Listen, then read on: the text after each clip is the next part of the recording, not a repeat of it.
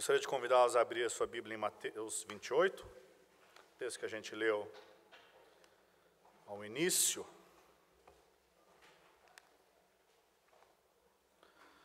Só que antes de começar, você já parou para pensar que esse nosso evangelho, essa nossa mensagem, essa fé cristã, que começou aproximadamente 2000 anos atrás, atravessou continentes e chegou aqui no Brasil? Já parou para pensar isso? O número de igrejas que há por todo o mundo, porque discípulos de Cristo levaram a grande comissão de fazer novos discípulos e ensiná-los. Já parou para pensar que o Simonton, 158 anos atrás, trouxe a igreja presbiteriana aqui para o Brasil? E quantas igrejas presbiterianas nós não temos espalhadas para esse Brasil inteiro? Muitas vezes a gente se sente pequeno diante da imensidão da comissão que nos foi dada, do mundo inteiro, de tantos povos não alcançados.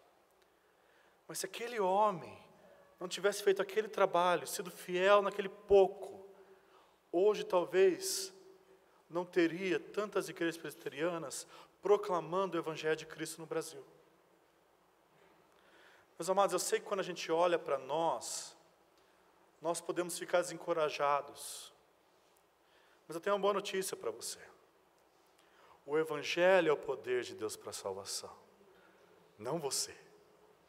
Isso é uma boa notícia. Deus pode salvar se você abrir a boca, porque o Evangelho é o poder de Deus. Então, amado, não se sinta pequeno, ou melhor, se sinta. Mas daí você olha para o Evangelho e vê como ele é grande, descanse.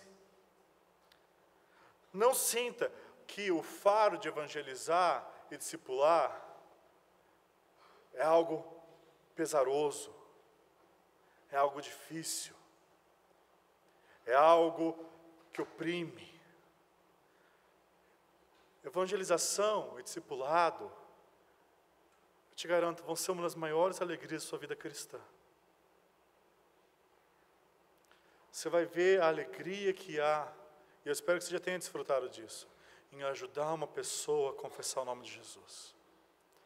Quando você vê aquela pessoa que era do mundo, eu sou batista e ia falar descer as águas, mas se aspergido, e confessar publicamente o nome de Cristo.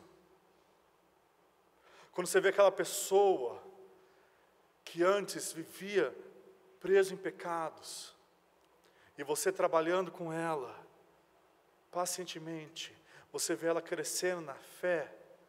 Meus amados, vocês não sabem a alegria que é isso. Ou espero que saibam. Vocês têm diante de vocês uma das maiores alegrias da experiência humana, que é poder contribuir para a salvação eterna de uma alma. A alegria que vocês, mães, sentem quando o seu filho nasce, mesmo pela muita dor. É esse tipo de alegria que eu estou falando, de você gerar filhos espirituais no Senhor e vê-los crescer em fé. Não olhem para essa evangelização, para esse discipulado, amados, como um fardo. Por mais que eu sei que eu falo de forma energética, a minha intenção não é que seja um fardo para você. Minha intenção é que você considere a seriedade do assunto, mas seu coração se encha de alegria em participar da grande comissão de Cristo Jesus. Então vamos ler Mateus 28, 16 a 20. Seguiram os 11 discípulos para a Galileia, para o monte que Jesus lhes designara. E quando os viram, o adoraram, mas alguns duvidaram. Jesus, aproximando-se, falou-lhes, dizendo: toda a autoridade me foi dada no céu e na terra. Ide, portanto, fazei discípulos de todas as nações, batizando em nome do Pai, do Filho e do Espírito Santo, ensinando-os a guardar todas as coisas que vos tenho ordenado. e eis que estou convosco todos os dias até a consumação do século. Essa é a comissão que Jesus deixa para a sua igreja antes de subir aos céus. E há vários motivos porque essa comissão é grande. A gente muitas vezes pensa que ela é grande porque ela dá muito trabalho. Tem muita coisa para ser feita. Às vezes a gente pensa que ela é grande por ela ser algo importante. E tudo isso é verdade.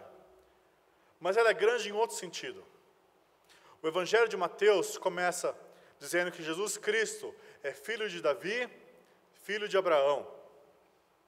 Isso é um uso comum entre os judeus das duas principais alianças e promessas que Deus fez no Antigo Testamento.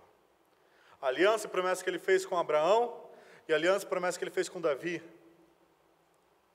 Em Davi, Deus prometeu um descendente que estaria sempre no trono, que reinaria para sempre. E Jesus chega na grande comissão dizendo: toda a autoridade me foi dada. Ele é o rei. Então a grande comissão é o realizar da promessa de Davi. E também é a realização da promessa dada a Abraão. E a promessa dada a Abraão é que no descendente dele herdaria a terra. E que através dele e do descendente dele, ou seja, Cristo, todas as famílias da terra seriam abençoadas. E Jesus disse que toda a autoridade me foi dada nos céus e na terra. Então, ide e cumpri a promessa dada a Abraão e abençoai todas as famílias da terra. A grande comissão é grande, meus irmãos, porque nós estamos avançando as grandes promessas do Senhor, dadas a Abraão e a Davi. Quando você se junta à grande comissão, você está se juntando ao grande propósito redentor de Deus para o universo. É grande. É o grandioso em nossas vidas. Então, vamos entender mais esse texto. E eu quero entender esse texto com você com 5 perguntas. O que é um discípulo? Onde fazer discípulos? Quem deve fazer discípulos? Como fazer discípulos? E por que fazer discípulos? Então, novamente, nós vamos fazer 5 perguntas nesse texto. O que? Onde? Quem? Como? E por quê? Comecemos. O que? O que é um discípulo? E essa é uma pergunta extremamente importante. Se quando a gente vai evangelizar, nós temos que responder a pergunta que é o evangelho, quando nós vamos discipular, nós temos que responder o que é um discípulo. Novamente, se um rei pede ao cozinheiro dele um pão, e o cozinheiro pega uma pedra com formato de pão e pinta, o rei não ficaria muito feliz. Da mesma forma, quando a gente vai fazer discípulos para o rei, se a gente chega e apresenta uma outra coisa que não discípulos, o rei não vai ficar feliz. Nós devemos apresentar aquilo que Cristo fez. O rei que tem autoridade sobre céus e terra, nos mandou fazer discípulos. Repara que ele não pediu frequentadores de culto. Ele não pediu observadores distantes, pessoas que estão próximas da fé cristã, mas não querem se comprometer. Ele não nos comissionou a enchermos a igreja de simpatizantes ambíguos, ou que têm um pé na igreja e um pé no mundo. Ele nem ordenou que nós enchêssemos a igreja de pessoas que se dizem cristãs, mas são apáticas. Nem uma igreja de cristãos nominais, ou de seguidores indiferentes. Ele nos enviou a fazer discípulos. E o que é um discípulo? E esse texto nos apresenta algumas características sobre o que é um discípulo. Em primeiro, um discípulo segue. Observa o que diz o versículo 16. Seguiram os 11 discípulos para a Galileia, para o monte Jesus lhes designara. Jesus mandou, o discípulo vai. Jesus chama, o discípulo segue. E não é assim que nós vemos o Senhor Jesus chamando os seus discípulos? Quando ele vai chamar seus primeiros discípulos, ele chama Pedro, e Pedro abandona tudo o que estava fazendo, as redes, e vai e segue. E esse é o padrão do discípulo. O discípulo é alguém que segue porque foi chamado. Ele recebeu o chamado autoritativo, repleto de autoridade, de poder e de vida de Cristo. Ele ouviu a voz do seu Senhor e disse: vinde após mim e vos farei pescadores de homens. O discipulado começa não com o homem. O discipulado começa com o chamado de Cristo. Venham. O chamado começa quando Jesus disse: e quando eu for levantado da terra, atrairei todos a mim. O discipulado não começa com o que nós fazemos. Isso é extremamente importante, porque o Evangelho é o que Cristo fez. O discipulado é o que flui do Evangelho. Então o Evangelho vem primeiro. O discipulado começa com a vida, a morte e a ressurreição de Cristo para a nossa justificação.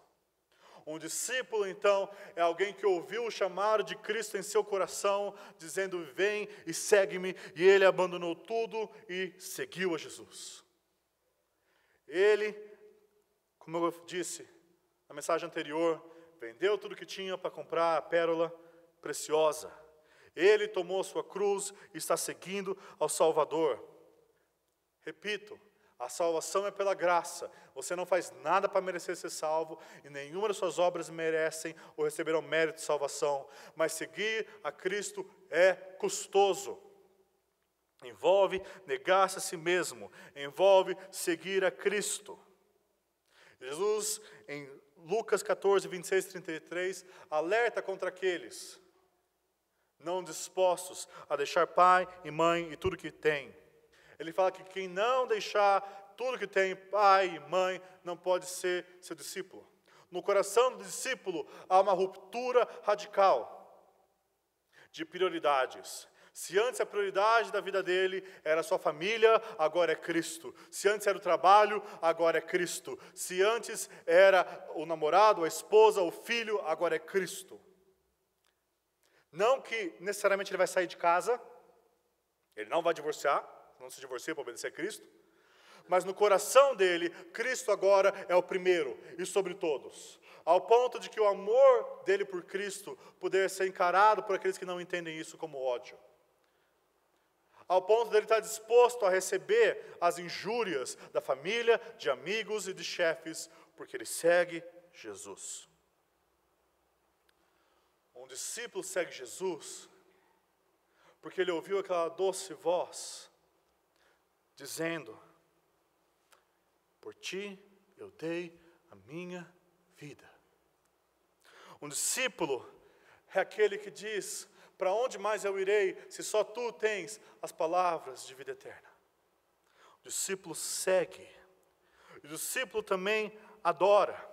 Veja o versículo 17 que diz: e quando viram, o adoraram.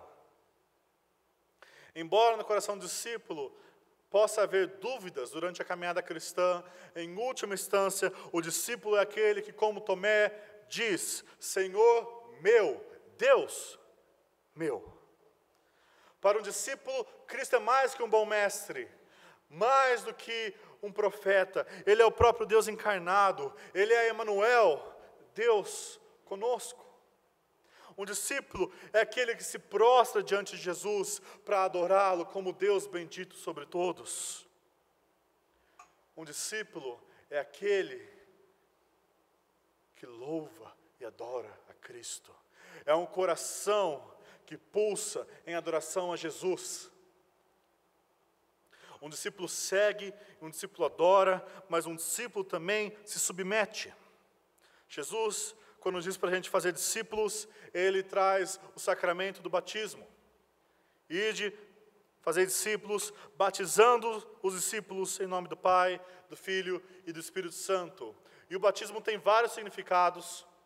Lavagem dos nossos pecados, mas um deles é o nosso comprometimento em nos submeter ao Rei Jesus. Nós estamos declarando que agora nós nos submetemos a andar de acordo com os ensinos de Jesus Cristo. E é por isso que você vê aqueles discípulos que foram batizados em João serem batizados em Jesus. Por quê? Porque antes eles seguiam os ensinos de João, mas agora eles estão comprometidos em seguir os ensinos de Jesus. O discípulo se submete ao ensino do Deus Trino contido na palavra. Ele é batizado no nome do Deus Trino e ele segue o Deus Trino. Ele então segue, adora, se submete e ele também aprende e obedece. Veja que Jesus diz, ensinando a guardar todas as coisas que eu vos ordenei. Jesus assume que o novo discípulo ia viver na comunidade de discípulos. É isso, por esse motivo que desigrejar é tão estranho. Desde a grande comissão, Jesus dá a ordem que o novo discípulo seja batizado por um discípulo anterior, ele não se batiza, e ele passa então a viver na comunidade de discípulos aprendendo. Ele vive lá aprendendo o que Jesus ensinou e aprendendo para guardar, para obedecer. O discípulo aprende não só para ter um conhecimento intelectual. Ele deseja mais do que só ter uma sistemática na cabeça. Mais do que conhecer todos os ensinos do seminário.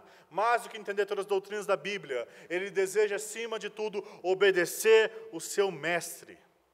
Ele quer entender sim as doutrinas, ele quer entender que Jesus é soberano e entender a soberania de Deus para que ele possa viver livre de ansiedade e seguir o seu mestre. Ele quer entender que Deus é o Senhor de tudo que há para segui-lo em tudo que ele manda. Ele quer entender que Jesus é bondoso para depender e receber da sua bondade. E aqui então o ensino e a obediência andam juntos, e esse é o padrão da fé cristã.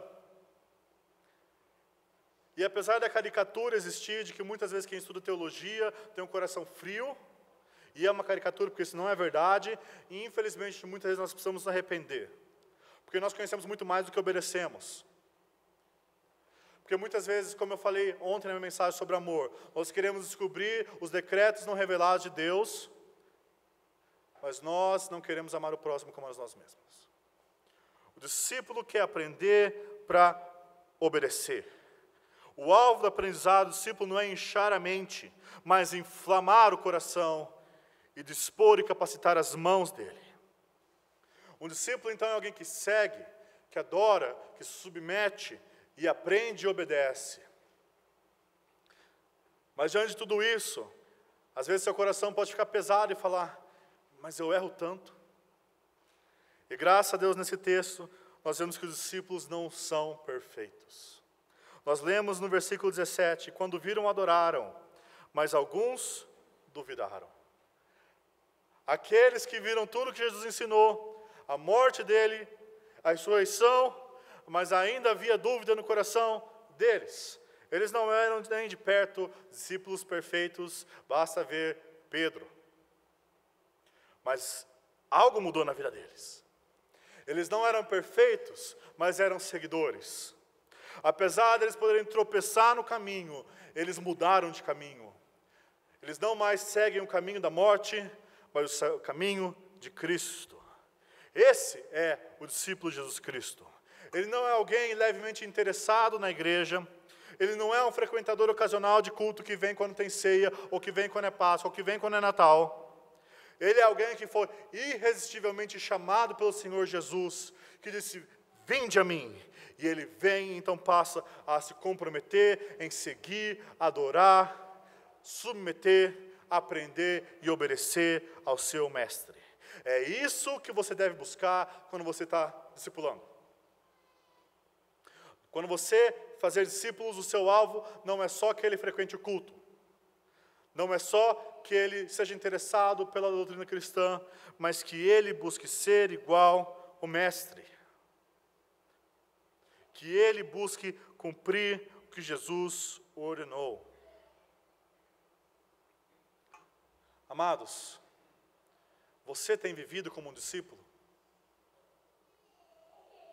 Você tem vivido uma vida de comprometimento em seguir a Jesus, em adorá-lo, em submeter ao ensino dele, em aprender e obedecer? Você que está hoje aqui, conforme eu disse na mensagem anterior, já ouviu do Evangelho, se arrependeu dos seus pecados e creu em Cristo, e está seguindo a Ele? Não há como você fazer discípulo se você não é discípulo. Discípulos fazem discípulos. Então, quem é um discípulo? É alguém que segue Jesus, o adora e submete ao seu ensino. Agora, onde discipular? Onde nós devemos fazer discípulos? Veja o versículo 19. Ide, portanto, fazei discípulos de todas as nações. Nações aqui não eram cunhados no mesmo entendimento nosso de hoje. Nós pensamos em nações como Brasil, Argentina, Venezuela, Alemanha, Estados Unidos. É melhor se a gente entender como grupos étnicos, etnias. Há cerca, as agências missionárias falam que há cerca de 16 mil grupos étnicos, que ainda não foram ao total, e 6 mil ainda não foram alcançados, cerca de 40%. Há muito a ser feito. Mas mais do que vamos contar quantos grupos étnicos tem no mundo, para ver se todo mundo foi alcançado e depois Jesus voltar, a ordem é essa: ide por todo mundo, por todos os lugares, onde quer que vocês estejam, façam discípulos. A ordem é mais do que você ir para um canto no meio da África, ou para um país onde o Evangelho não chegou. Envolve isso. Mas a ordem é que todos nós vivamos como missionários aonde a gente estiver.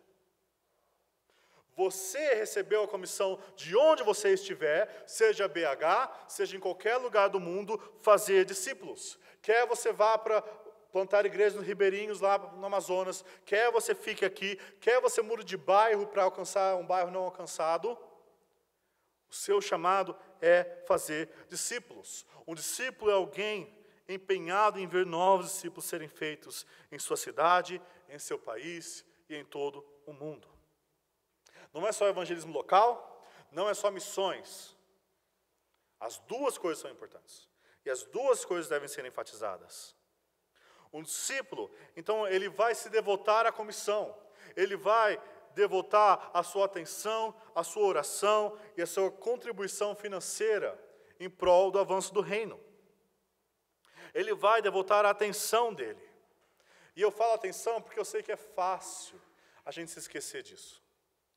No dia a dia, na correria dos nossos dias tão cheios, das nossas agendas tão ocupadas, dos nossos trabalhos que demandam tanto, eu sei, porque eu experimento isso também, como é difícil, como é fácil nós esquecermos da grande comissão.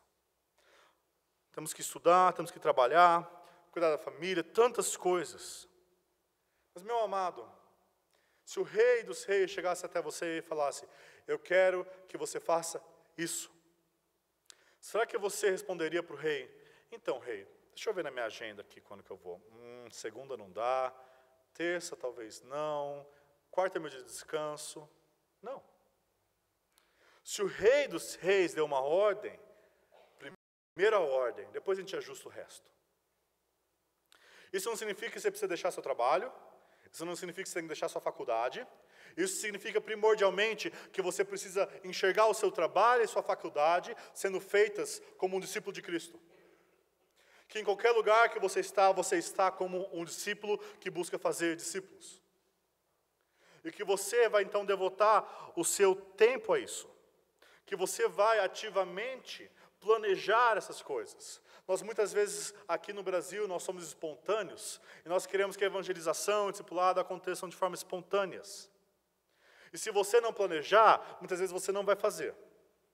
É assim com as nossas orações. Se você não planeja um horário, se você não protege esse horário, se você não livra todas as outras barreiras, você acaba não orando. É a mesma coisa que a evangelização. Se você não se programa, se você não planeja, se você não organiza a sua vida, muitas vezes vai passando, as semanas vão passando, os meses vão passando, os anos vão passando, e faz 3 anos que você nunca falou de Jesus para uma pessoa. Nós precisamos devotar nossa atenção para isso. Há tempo para todas as coisas debaixo do sol, meus amados. Há tempo para você estar com a sua família, há tempo para você descansar, há tempo para você trabalhar, mas não há tempo para desculpas. Nós devemos devotar nossa atenção e nossas orações a esta comissão. Quando foi a última vez que você orou pela evangelização, pela salvação de alguém? Quer seja no seu trabalho, quer seja na sua família. Qual foi a última vez que você orou pelo avanço das missões mundiais? Do Evangelho de Cristo no mundo?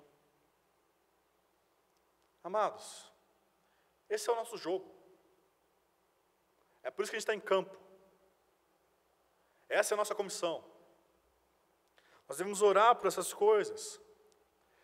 E daí, às vezes a gente quer fazer o super complicado, a gente não faz nem o simples. Às vezes, quando eu falo, quando foi a última vez que você orou, você pensa, vou reservar 30 minutos naquele dia, e daí acontece um monte de coisa e você nunca ora. Se você orasse 2 minutos por dia, isso teria muito mais impacto do que se você orasse 30 minutos por ano. Marca no seu celular, põe um lembrete, põe um aviso. Compre alguma revista de igreja perseguida, de lugares não alcançados. Antes do seu café da manhã, ore por um país.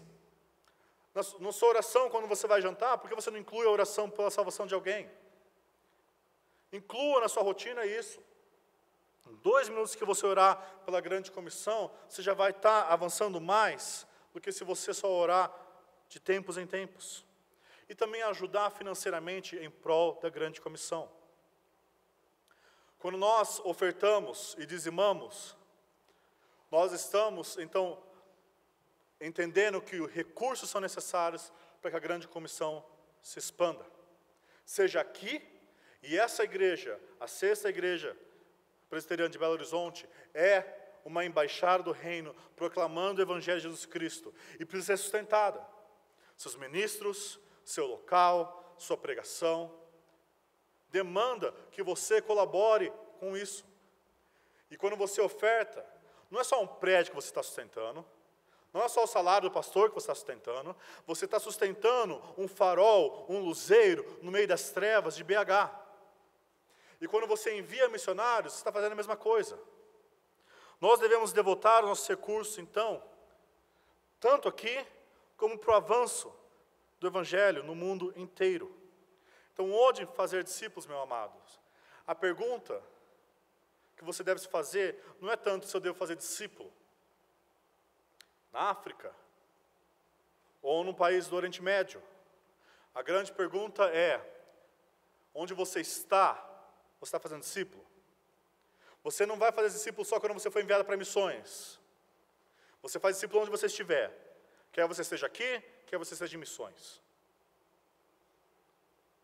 Quem? Terceiro ponto. Quem deve fazer discípulos? A quem foi dada a grande comissão? Veja o versículo 16 comigo.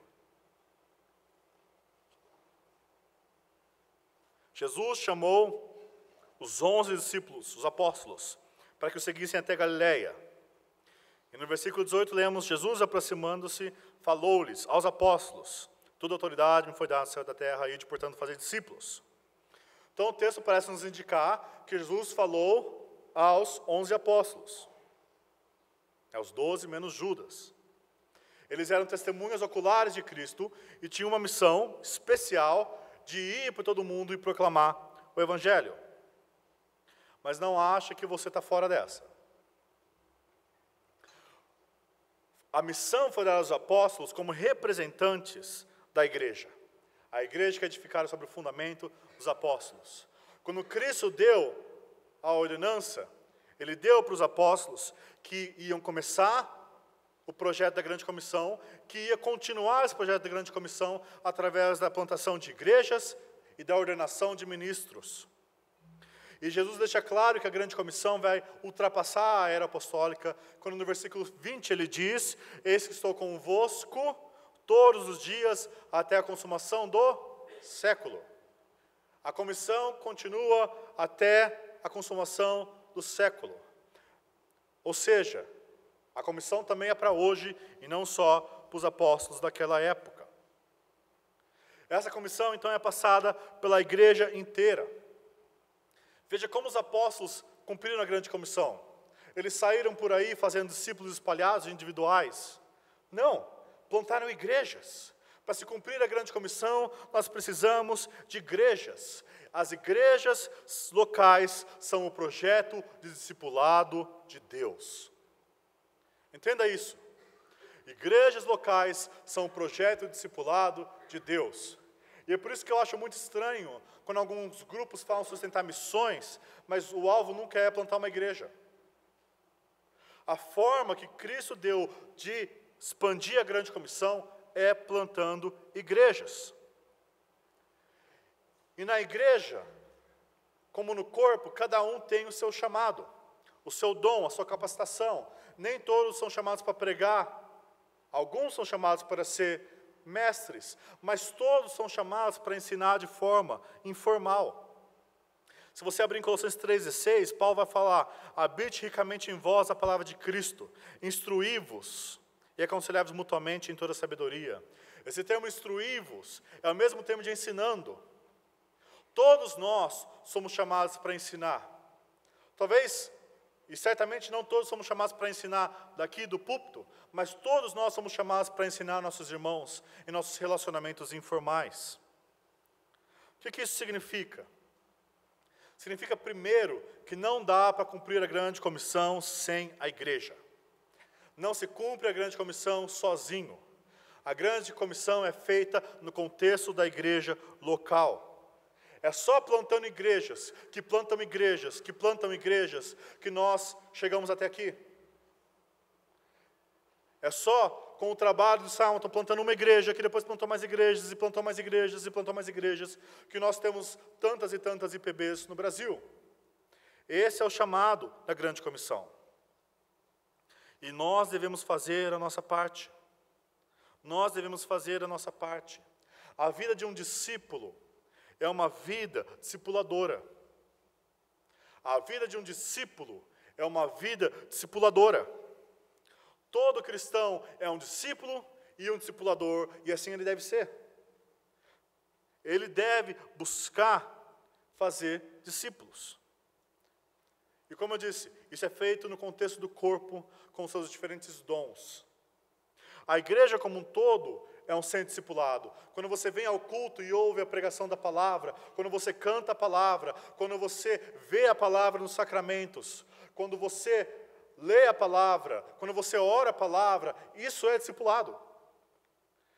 Às vezes a gente pensa em discipulado só naquela coisa 1 a 1, e eu quero enfatizar isso depois, mas discipulado é tudo o que acontece para que você cresça na fé. Discipulado é ler um livro bom, por favor. Discipulado é vir ao culto. Tudo isso nós estamos sendo capacitados a seguir Jesus. Então você precisa entender que quando você está com o seu irmão, você está compartilhando a palavra de Deus com ele, encorajando, instruindo ele informalmente, você está discipulando. Às vezes a gente pensa em discipulado de uma forma muito fechada, mecânica, programática. O momento que você chega a um irmão que está passando dificuldade, o encoraja, você está discipulando ele a seguir o caminho do discípulo, a ser mais como Jesus. Então vamos para a nossa quarta pergunta. Como? Como fazer discípulos? De forma simples, discipular é ajudar outros a seguir Jesus. Vamos colocar de forma bem simples. Discipular é ajudar outros a seguirem Jesus. Vamos descomplicar, desgourmetizar o discipulado. Discipulado é você ajudar alguém a crescer e ser mais como Jesus, a crescer na fé. O alvo do discipulado é que essa pessoa caminhe e seja como Jesus. Que aquela pessoa se comprometa mais em seguir, em adorar, em se submeter, em aprender a obedecer Jesus, a se tornar mais como Jesus.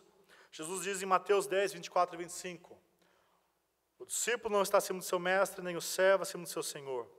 Basta ao discípulo ser como seu mestre e ao servo como o seu senhor. Discipulado é isso, ver Cristo sendo imprimido na vida daquela pessoa. Ver a atitude daquela pessoa sendo transformada e a cada vez ela se comportar mais como Cristo, ela amar mais como Cristo, ela ser mais humilde como Cristo, ela ser mais mansa como Cristo. Isso é discipulado. Só que discipulado envolve intencionalidade. E essa é uma palavra-chave. Intencionalidade. Sermos deliberados. É intencionalmente buscar o bem espiritual do outro. Novamente, Muitas vezes a gente quer fazer daquela forma espontânea brasileira, mas se você às vezes não planejar, se você não for intencional, as coisas não acontecem. Nós precisamos ser intencionais disso. Ser um discípulo de Cristo é reorientar a sua vida do ego para o outro. É reorientar a nossa vida de buscar os nossos próprios confortos, nosso próprio prazer, nosso próprio bem, para olhar para o outro, enxergar o outro. Discipulado começa abrindo o seu olho, meu irmão, e ver que existe o outro. Se você na igreja está preocupado só consigo mesmo, com sua família, com seu bem-estar, você não vai conseguir discipular, porque discipulado envolve você ver o outro e ver ele como pessoa. Ver ele como alguém que tem dificuldades, dores, esperanças, medos. Enxergá-lo como um ser humano criado à imagem de Deus, um discípulo de Jesus imperfeito que carece de ajuda.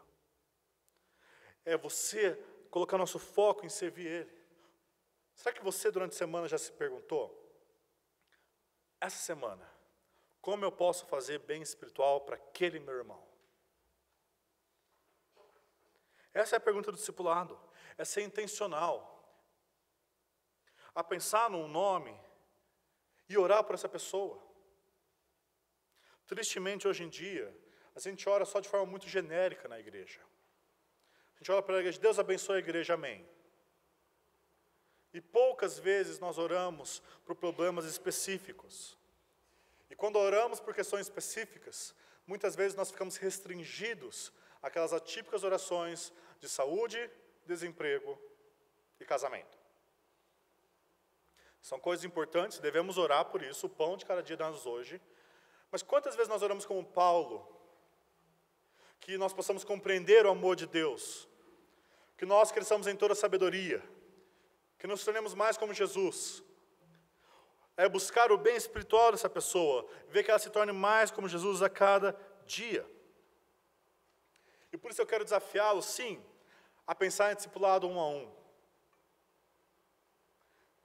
Tem uma pessoa que você conhece nessa igreja, ou na sua igreja, se você não é daqui, que você sabe que precisa de ajuda a seguir Jesus? Você consegue pensar no nome? Você pensou no seu nome? Você já pediu para alguém te ajudar?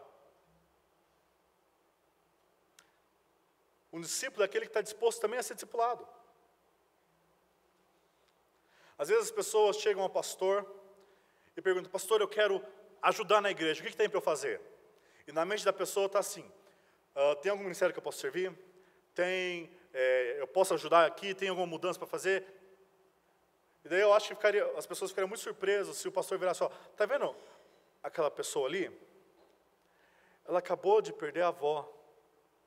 Você não poderia visitá-la e estar junto com ela? Isso é um ministério. Às vezes a gente pensa em discipulado só em forma programática, em estrutura. A gente pensa em participar da igreja como ou fazer parte da EBD, ou fazer parte do louvor, que são todas coisas boas, não me entendam mal. Mas a gente pensa só em fazer parte de uma programação, e a vida orgânica do dia a dia da igreja, a gente esquece. Você já visitou alguém enfermo? Lembra? Quem deve discipular é o pastor só?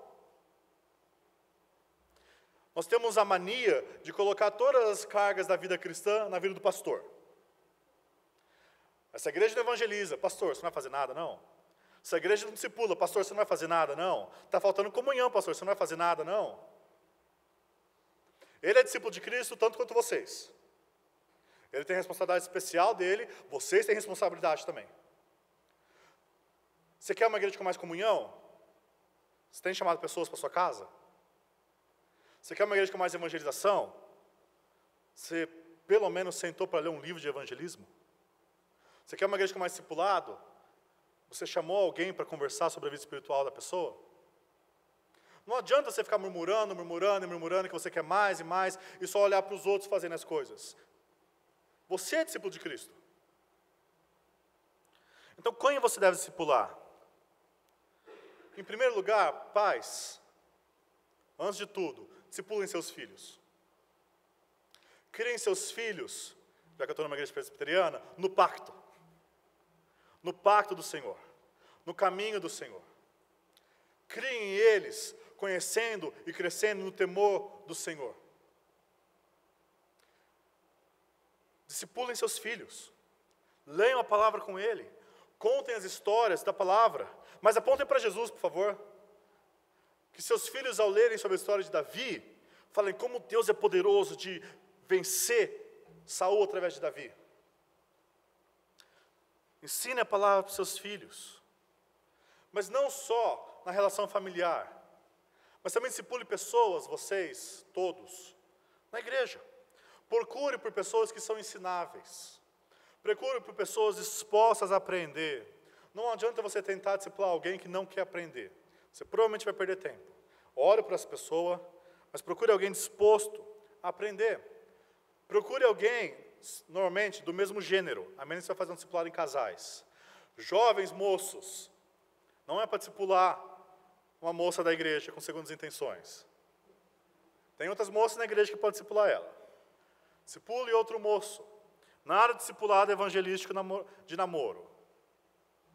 Busque uma pessoa do mesmo gênero. Em quarto lugar, considere cruzar as barreiras de idade e similaridade. Isso é importante. Muitas vezes nós nos reunimos somente com quem é parecido com nós. Nós pensamos no discipulado só em relações iguais. Então, as mães que acabaram de ter filho discipulam as mães que acabaram de ter filho. Jovens discipulam jovens. A igreja de Cristo é um novo homem, onde Cristo aboliu as diferenças de grego e judeus.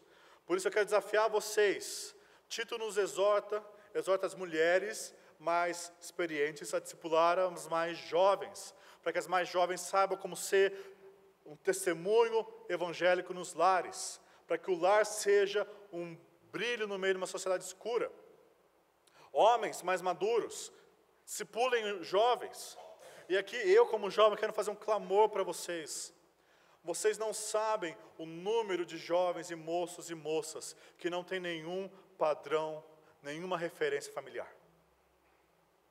De lares quebrados e destituídos, eles não têm a mínima ideia como é tratar uma mulher, não têm a mínima ideia como é se submeter ao marido, não têm a mínima ideia de como é liderar uma lar. Eles não sabem como criar filhos, eles nunca viram isso na casa deles. E quando eles estão na família de Deus, ninguém os ensina.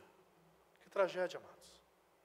Vocês que têm vivido a infidelidade marital por anos, superando conflitos que todos os casais têm, ensinam os mais jovens a como amar uns aos outros, a como o marido ama a mulher como Cristo amou a igreja, e a mulher submete ao marido como a igreja submete a Cristo. Busque pessoas fora da sua zona de conforto, fora do seu comodismo relacional. Busque pessoas diferentes de você. Sabe por quê?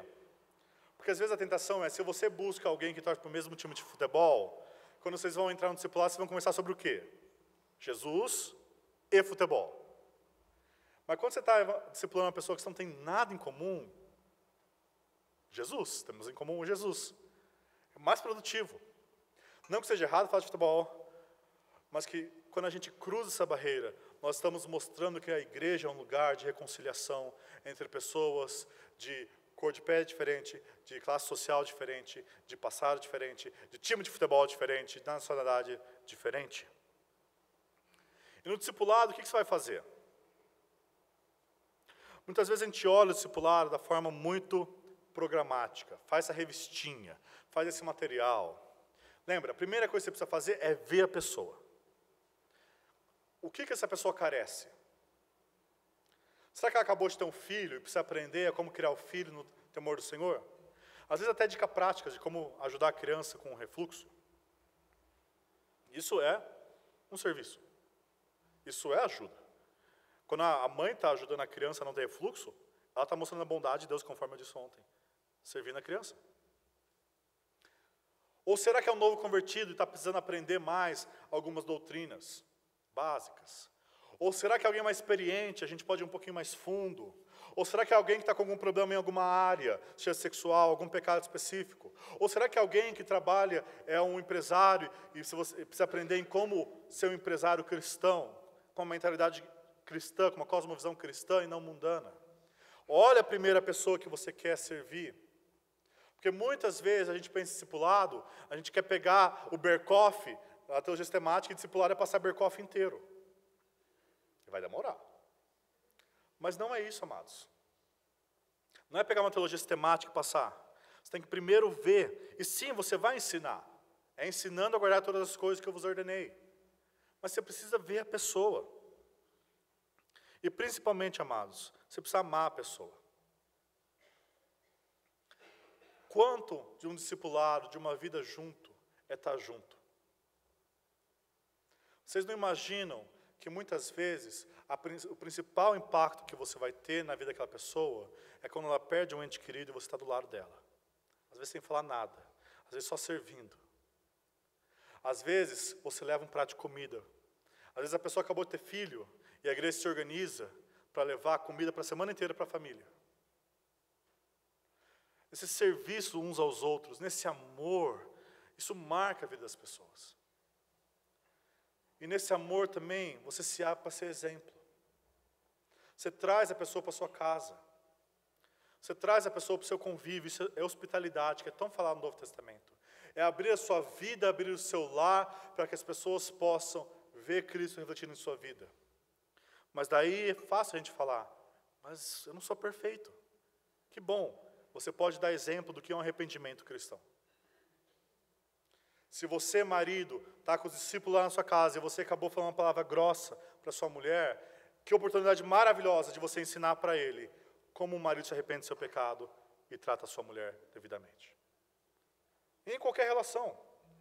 A gente não é só exemplo quando a gente está fazendo a coisa certa.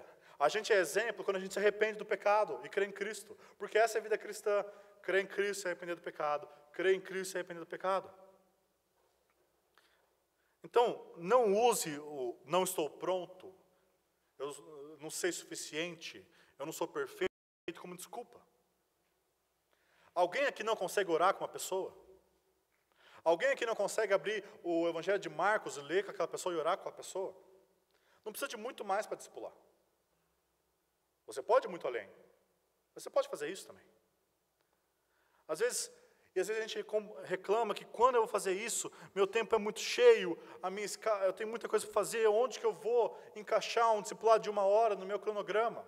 E novamente a gente está pensando nas coisas engessadas, programáticas.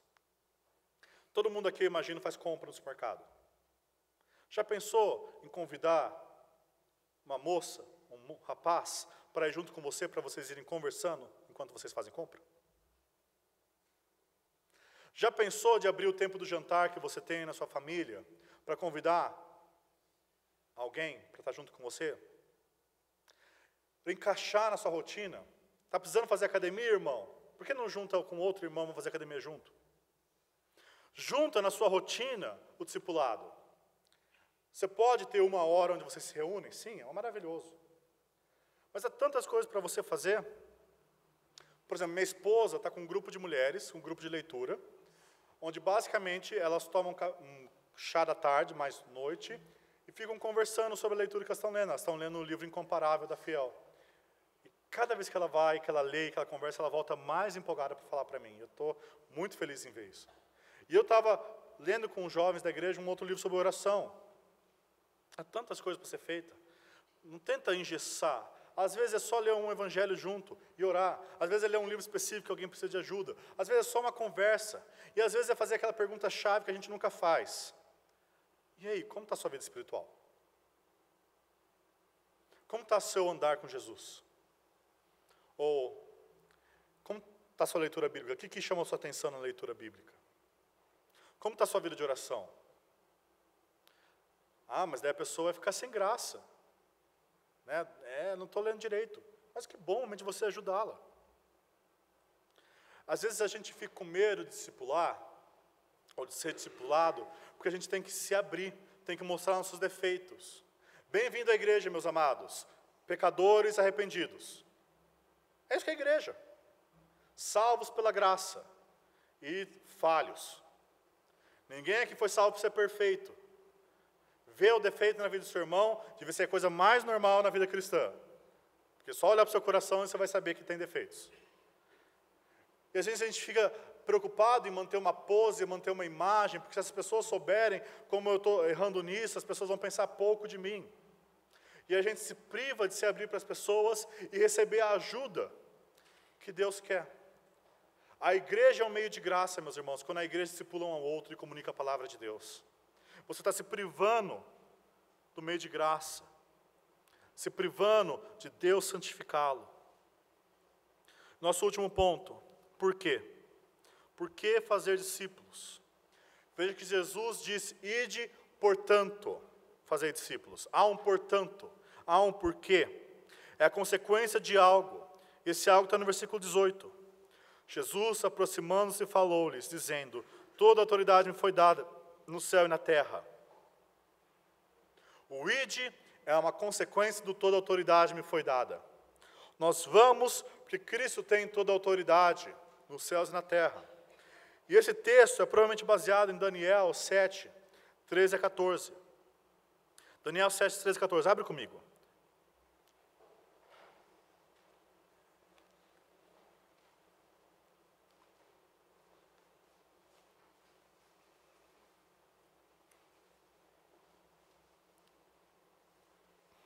Daniel 7, 13 a 14.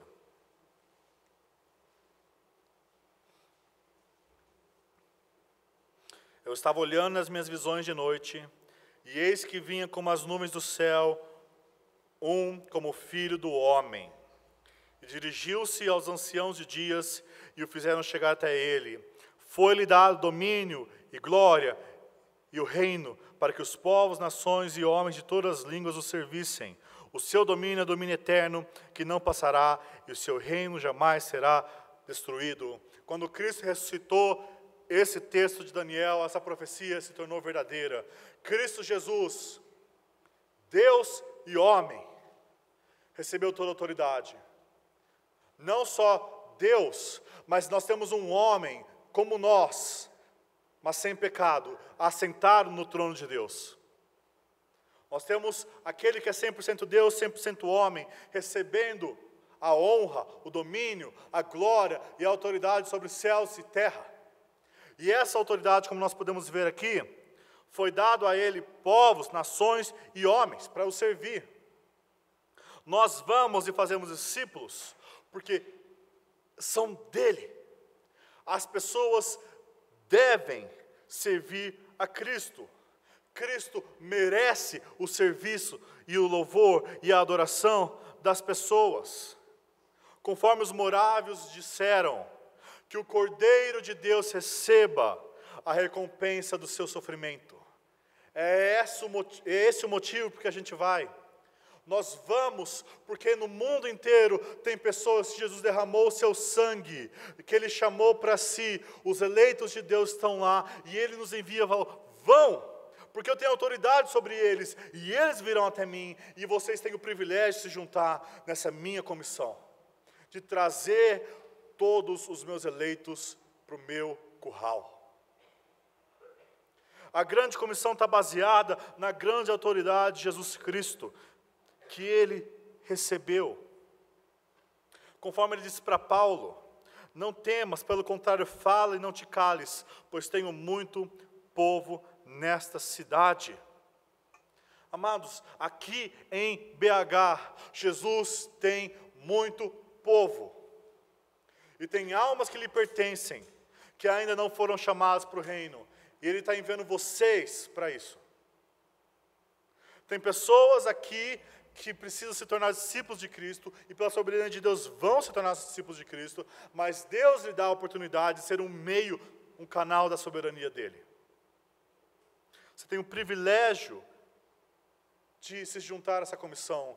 E Jesus diz mais por quê? Porque Ele tem autoridade, e Ele diz o outro motivo, e eis que sou convosco todos os dias até a consumação dos séculos.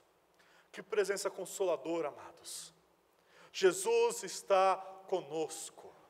Quando você está discipulando alguém, quando você está evangelizando alguém, quando você está ajudando um irmão em Cristo, Jesus está com você. E isso é importante, Quando o discipulado é difícil, quando o problema é grave, quando a pessoa parece dura ao Evangelho, Jesus está com você. Amados, diante desse texto, nós precisamos entender que todos nós fomos chamados a fazer discípulos. O que é um discípulo? Um discípulo é alguém que segue e adora Cristo. Um discípulo é alguém que se submete ao ensino de Jesus Cristo e que busca guardar o que Ele comandou. Onde nós devemos fazer discípulos? Em todo mundo. A questão não é tanto se você vai fazer aqui ou fazer lá. A questão é que onde você estiver, você é um discípulo que deve fazer discípulos. Esse é o chamado de Cristo para você. E quem deve fazer discípulos? A grande comissão fará os apóstolos como representantes da igreja. E a ordem se estende à igreja inteira, cada um com o seu chamado e o seu dom. A grande comissão não é opcional. A grande comissão não é para crente plus. Não é para crente nível 2. É para crente. Não é para discípulo nível maduro. É para discípulo. E como fazer discípulos? Inicie intencionalmente um relacionamento com alguém, buscando o bem espiritual daquela pessoa, no qual você vai ensinar, vai corrigir, vai amar, vai ser um modelo de Cristo e vai buscar o bem dela. Não busque programas, busque relacionamentos discipuladores. E por que fazer discípulos? Porque Cristo tem toda a autoridade nos céus e na terra, e Ele é digno de receber as pessoas que Ele comprou. Às vezes a gente assiste, para concluir, Nárnia, e filmes assim, a gente fica empolgado, aquela ação, aquela aventura, e nós sentimos que a nossa vida é tão pacata, tão monótona, tão rotina, tão todo dia a mesma coisa. Amados, está diante de vocês a maior aventura, a maior missão que há no mundo. Mais difícil que a missão da missão impossível. Porque só Deus pode realizar um milagre e converter uma alma. Vocês têm diante de você a maior e melhor das tarefas a serem realizadas. A sua vida não precisa ser nascer, estudar, trabalhar, casar, ter filhos e morrer. A sua vida, como discípulo de Cristo, foi inserida no plano cósmico de Deus de redimir pessoas de todos os povos, línguas e nações. E Deus, Jesus, quer fazer através de você. O soberano Rei do Universo o chama a participar dessa alegria. Você está se privando dessa alegria quando você prefere outras coisas. Amados, eu garanto para você, meia hora que você passa evangelizando alguém, vai te trazer muito mais alegria em Cristo do que 30 minutos no Facebook. Eu garanto para você que 15 minutos que você investir discipulando uma alma, vai ser muito melhor do que você passar 15 minutos vendo um programa na TV. Nós somos discípulos de Cristo chamados para segui-lo. E apesar de sim, nós podemos assistir TV para descansar, nós podemos estar no Facebook para nos relacionar. Amados, nós precisamos reconhecer que nós precisamos sair da nossa zona de conforto. Se você é um discípulo de Jesus, você precisa segui-lo. Se você é um súdito do rei, você precisa obedecê-lo. E isso aqui não é opcional. A grande comissão não é opcional. E não é um fardo. Amados, não é um fardo. Você tem a oportunidade antes de você de participar de algo glorioso e de ouvir depois do seu mestre: servo bom e fiel. Foste fiel sobre o pouco, sobre o muito te colocarei. Você irá fazer parte dessa grande comissão? Vamos orar.